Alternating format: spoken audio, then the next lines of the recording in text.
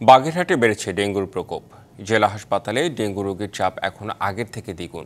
এছাড়া হাসপাতালে সাধারণ রোগীদের সাথে ডেঙ্গু রোগীদের রাখায় আতঙ্ক বিরাজ করছে সাধারণ রোগীদের মাঝে।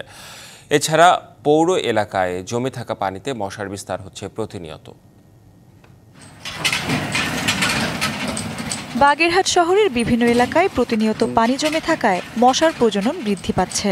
বিশেষ করে ড্রেন, খোলা জায়গায় জমে থাকা পানি ও অপরিকল্পিত বর্জ্য ব্যবস্থাপনার কারণে এমন পরিস্থিতি তৈরি হয়েছে।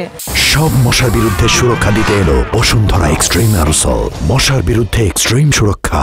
এতে ডেঙ্গু সংক্রমণের ঝুঁকিতে স্থানীয়রা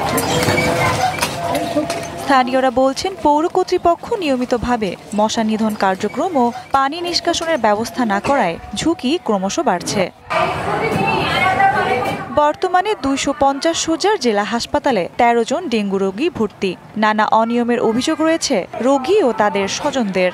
আজকে 10 দিন এখানে ভর্তি হয়েছে, ভালো কোনো ট্রিটমেন্ট পাইনি এখনো। ডেঙ্গু রোগী আর আমাদের রোগী একসাথে রাখলে আমাদের তো একটু আতঙ্ক থাকে। আমরা চাই যে ডেঙ্গু রোগী যারা তাদের আলাদা একটা ওয়ার্ডে রাখিয়ে সেইভাবে তাদের চিকিৎসা চালাক। হাসপাতাল কর্তৃপক্ষ বলছে, প্রয়োজনীয় ব্যবস্থা গ্রহণ সহ রোগীদের যথাযথ চিকিৎসা দেওয়া হচ্ছে। আমাদের মোটামুটি সবকিছু ওষুধপত্র মোটামুটি আছে, হয়তো 2-1টা করে আমাদের কিছুটা আমরা চেষ্টা করি যাতে সবাই এই জায়গায় স্বাস্থ্যবিধি মেনে মশারি ব্যবহার করে। স্থানীয়দের মতে, এখনই যথাযথ পদক্ষেপ না নেওয়া হলে বাগেরহাট জেলায় ডেঙ্গুর প্রকোপ বাড়তে পারে।